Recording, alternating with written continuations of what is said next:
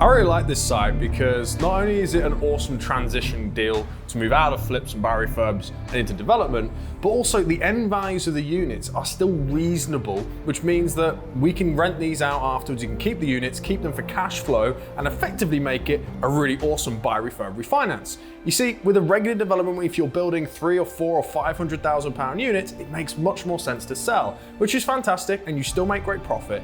But the reason why I got into property, and the reason why a lot of people get into property is because they want that cash flow, that passive income. And on this particular project, we can generate HMO style cash flows while still using the buy, refurb, refinance strategy, meaning that we don't leave our money in the deal. And ultimately, that's what excites me most about this deal, is the fact that we can keep the units afterwards and get cash flow without leaving tons and tons of capital inside the deal.